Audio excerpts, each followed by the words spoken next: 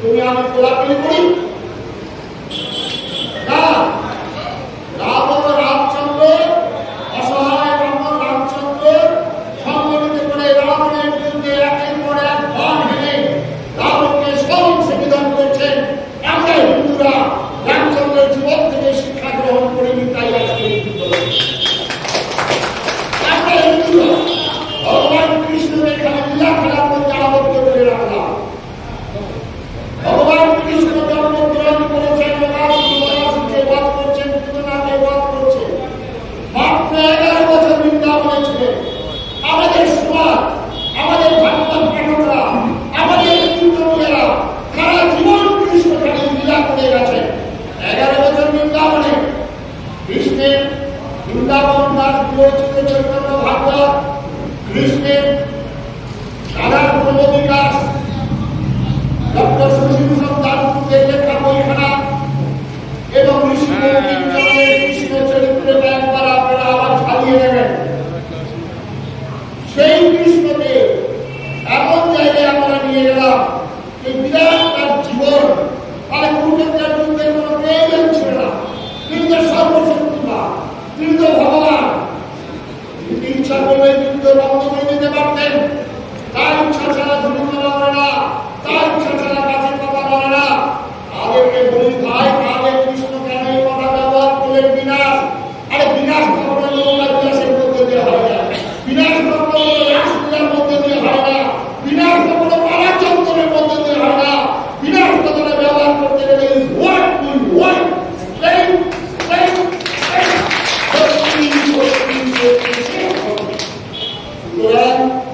এমন ভাবে কৃষ্ণকে নামিয়ে নিয়ে এসছে, এটা খুব দুঃখজনক, খুব বেদনাদায়ক। আজকে মায়েরা স্নান করছেন, কাপড় রেখে সেই কাপড়গুলো দিয়ে কদমে ছুটে যাবে, কোনো ব্যাখ্যা নয়, বাস্তব জীবন হতে হবে। এটা ভগবানের কাজ নয়। কিন্তু বলেছেন আমি 3টে কাজ, আর 11 বছর কিন্তু আমার তারপরে 3টে বলে ঘুরে যাননি। আজকে বাংলাদেশ হিন্দু সমাজকে শিক্ষা গ্রহণ করতে হবে। শঙ্করাচার্য মাত্র 32 বছর বয়স সমগ্র সাধু সমাজকে একতাবদ্ধ করেছিলেন।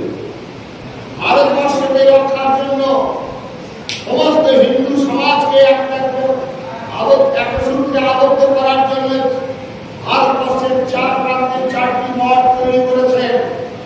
মাত্র 32 বছর বয়স, একবার স্মরণ করবেন, 32 বছরের কেউ আমরা এখানে নেই।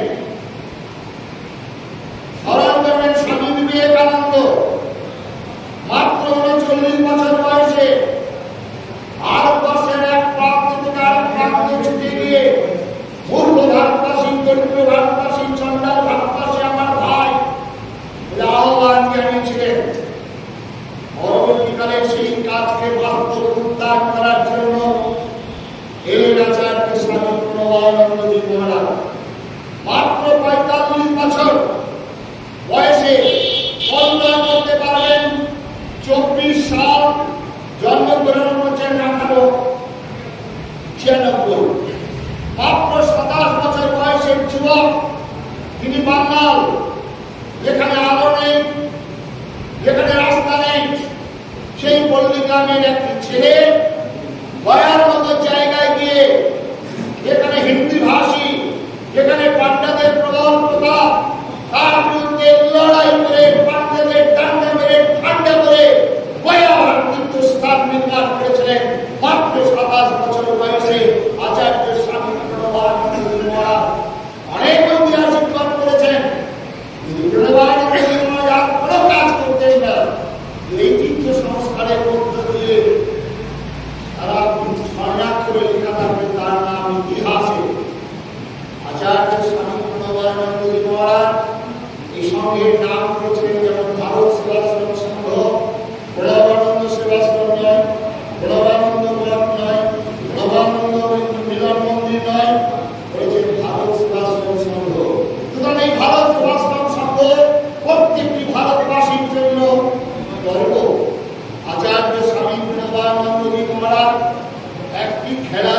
দিয়ে তিনি হিন্দু মিলন মন্দিরের আর বর্ষের সনাতন ধর্মের মানুষকে কেউ সনাতনী বলে আহ্বান করেছেন, কেউ আর্য বলে আহ্বান করেছেন, কেউ ব্রাহ্ম বলে আহ্বান করেছেন, কিন্তু হিন্দুকে হিন্দু নামে কেউ ডাক দেন। এই প্রথম তিনি বলেছেন আমি প্রত্যেকটা হিন্দুকে হিন্দু হিন্দু হিন্দু জপ করো, আমি হিন্দু আমি হিন্দু আমি হিন্দু এই নাম উচ্চারণ করো। এই নামের মধ্য দিয়ে হিন্দু জাতির খাদ্য তেজ আবার পুনর্জাগরিত হবে। তাই আজকে ভারতবর্ষে যে আচার্য স্বামী প্রভুনন্দজি মহারাজ সেই নিজের গলার মালা ডক্টর শ্যামাপ্রসাদ মুখার্জির গলায় দিয়ে তিনি বলে গেলেন আমি বাঙালি হিন্দুর একজন অভিভাবক তার দিয়ে গেলাম। আজকে বড় দুঃখ বড় বেদনা, বাংলার শ্রেষ্ঠ দুজন মহাপুরুষ একজন বাংলার আমারই বাঙালি, তিনি ভারতবর্ষের স্বাধীনতার আন্দোলনের মুক্তিপত্র রচনা করেছিলেন। ঋষি বঙ্কিমচন্দ্র বন্দে মাতরম বন্দে মাতরমের ধ্বনিতে আকাশ বাতাস মুখরিত করে ভারতের এক প্রান্ত থেকে আরেক প্রান্ত কন্যাকুমারিকা থেকে কাশ্মীর, কাশ্মীর থেকে কামাখ্যা পর্যন্ত বেরিত হয়েছিল ভারতবর্ষ। সেই মন্দির দাতা বাড়ি বাঙালি ঋষি বঙ্কিমচন্দ্র। আরেকজন বাঙালি নেতাজি সুভাষচন্দ্র বোস। এই নেতাজি সুভাষচন্দ্র বোস এলিভিন রোড থেকে তিনি নিষ্কাশন হয়েছেন, বাড়ি থেকে নেমে এসেছেন, গাড়িতে উঠে বসেছিলেন, আবার গাড়ি থেকে নেমে গেলেন। ঘরে গিয়ে তার সর্বক্ষণের জপের মালা মা চন্দ্রিকার একটি ছেড়ে এসেছিল। জিজ্ঞাসা করছেন তার সহায়ক এইরকম বিপদের সময় আপনি গাড়ি থেকে নেমে গেলেন কেন? বলছেন আমার সর্বক্ষণের জপের মালা আর আমার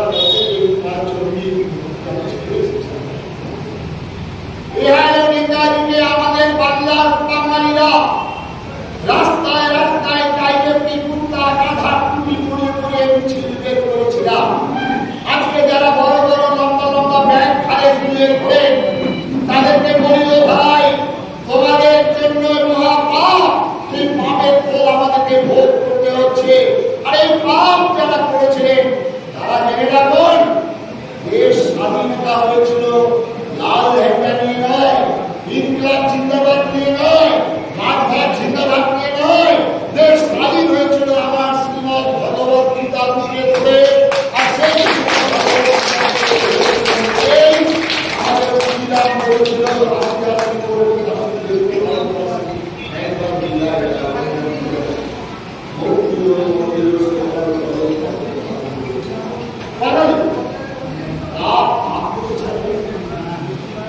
আজও তার জন্মদিন আমরা জানি,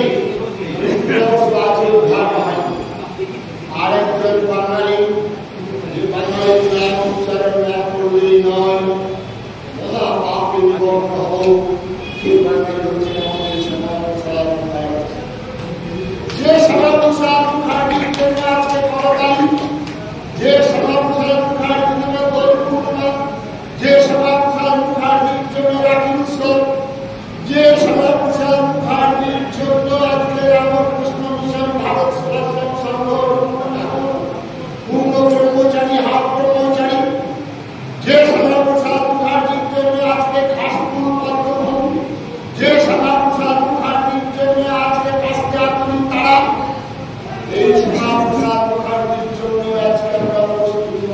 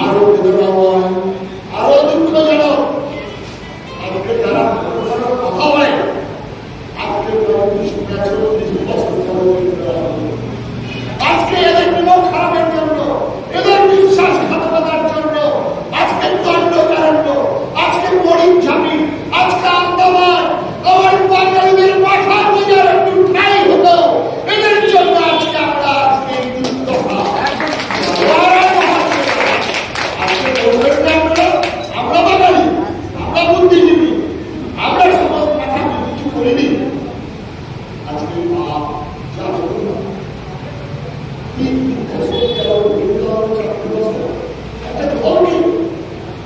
সমস্ত ফল কারখানা শিক্ষা দীক্ষা সব শেষ করে দিল। বড় ছাত্রতা জানেন যারা বড় বড় ভাত ছাড়ছে, আমার এখানে খোলা চিঠি আছে, আজও আমাকে আক্রমণ করেছে। সে ভয়, আমি তো সন্ন্যাসী, আমি তো নিজের সামনে মনে করেছি, কিসের ভয়? তোমার হাতে তো সব রয়েছে, কেন তুমি আমাকে অ্যারেস্ট করতে চাচ্ছ? মনে রাখো, আরো ভালো থাকবে। জেনে রেখো, ভারত আপনার ভগবান শ্রীকৃষ্ণের জন্ম হয়েছিল কংস কারাগারে। জেনে রেখো, আমার মৃত্যু হবে, আবার জন্মগ্রহণ করবো বাংলার বুকে, বাঙালি হয়ে আবার স্বাধীনতার আন্দোলনের জন্য আবার আমি আন্দোলন করবো, আবার আমার হিন্দু জাতিকে সংগঠিত করার জন্য আমি আবার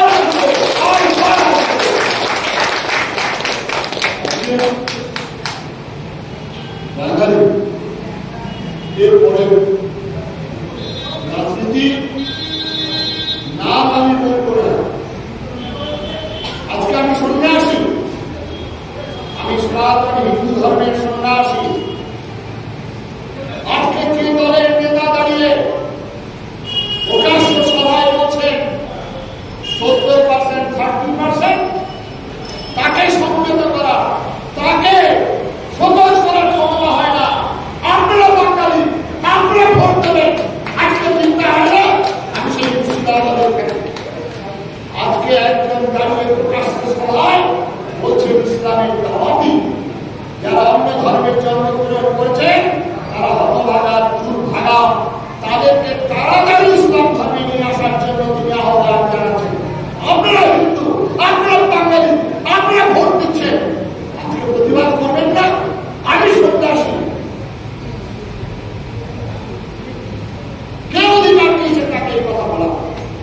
ভারতবর্ষের সংবিধানকে তিনি নষ্ট করছেন, করে তিনি শপথ নিয়েছেন, আর তিনি বলছেন ইসলামের দাওয়াতি। বলবেন না? আরেকজন তিনি হলেন প্রকাশ্য সভায় ধর্মতলায় দাঁড়িয়ে ওই সুরাবন্দি, ওই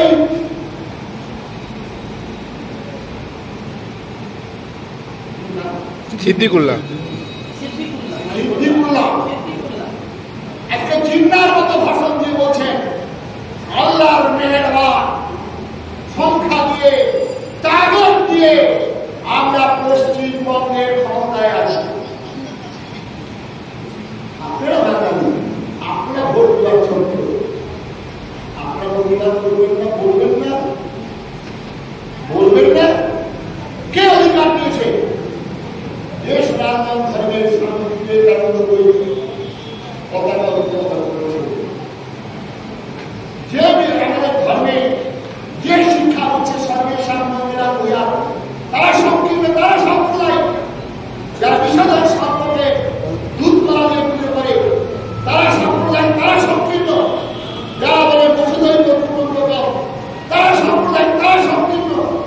যারা বলে মদ পুরুষকে যেমন মদাত্মা সর্বভূতাত্মা, তারা সম্প্রদায়, তারা সংকীর্ণ। যারা বলে না খণ্ডমণ্ডলার কারণ, তারা সংকীর্ণ, তারা সম্প্রদায়। যারা বলে নবীন কুলকর্মীনাথ সত্যদীপ বাসীনাথ দত্তের তারা সম্প্রদায়, তারা সংকীর্ণ। যারা কৃষ্ণকে প্রণাম করার সময় বলে নবব্রহ্মদেবায় ব্রাহ্মণী হিতায়ছে জগদ্ধিতায়, তারা সম্প্রদায়। যারা তার ভগবানকে বলেন কৃষ্ণ, যারা তার ভগবানকে বলেন জগন্নাথ, যারা তার মাকে বলেন জগন্মাতা, তারা সম্প্রদায়, তারা সংকীর্ণ।